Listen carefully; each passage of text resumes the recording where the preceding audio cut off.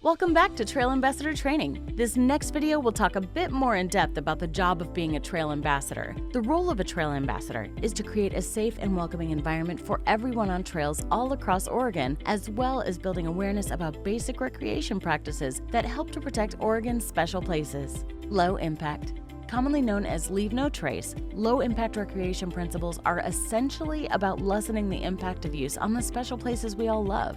We've found that the areas ambassadors can have the most impact are by talking to folks about the following 4 areas.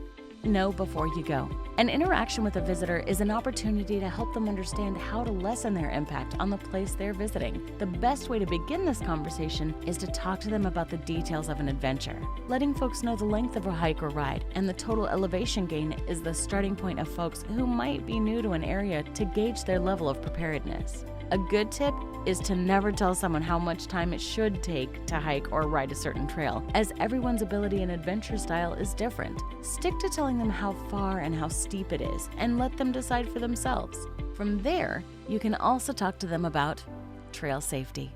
After sharing the details about the hike, you can check in and see if they have the adventure essentials. No matter how long or short of an adventure people are taking on, they should always bring water, snacks, sun protection, layers to wear, rain gear, and a map.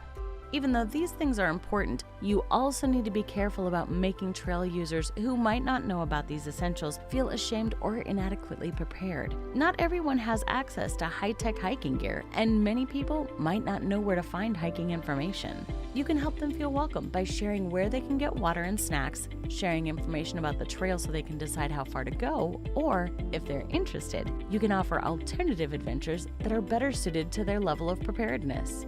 Pack it in, pack it out. Because so many of Oregon's special places are a draw to a large number of visitors, sometimes facilities can become overwhelmed, including garbage cans. Additionally, some visitors don't understand that there are no garbage cans or collection services along the trail. You can encourage folks to pack out what they pack in by offering small trash bags to hikers as they begin their hike, if your organization provides them. If you don't have bags to hand out, you can still encourage folks to pitch in by letting them know if garbage cans are full, they should be prepared to take their garbage home with them after their adventure. Other topics to remind people about are staying on the trail, leaving what you find, take only photos and leave only footprints. This includes things like wildflowers. Be considerate of wildlife and other visitors. Follow all posted signage.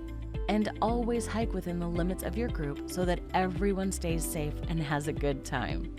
Knowing when to go and when to stay. For those on bike or horseback, the best practice to avoid eroding the trails is by not riding when they're wet.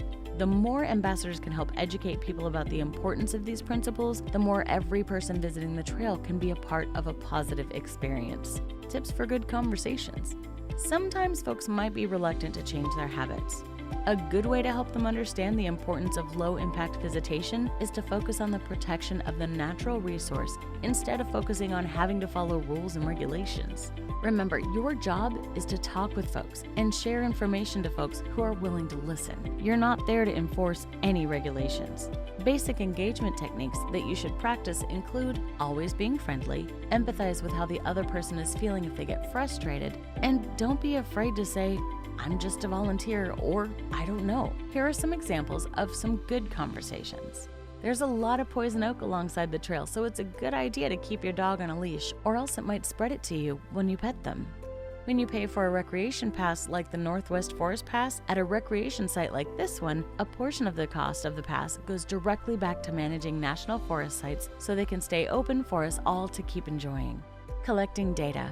Most ambassador programs will want you to keep track of certain data throughout the day. This could include things like feedback on trail conditions, how many people you talked to, what their experience was like, intensity of usage of the trail, and how much interest people showed in getting involved. Invasive species and boot brushes.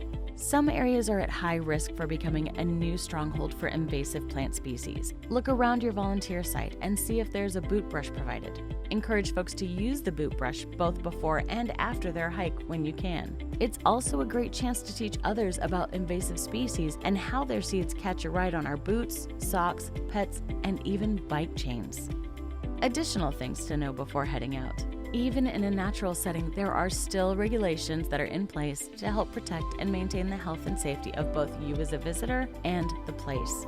Before volunteering at a site, check in with your volunteer coordinator and ask, are parking permits required at your site? Are there any wilderness restrictions? Are there specific challenges at the site or with specific user groups? Every place is different, and you can help make someone's day better by helping them know where to pay for day use, where to find appropriate parking spots, and how to follow other park rules and regulations.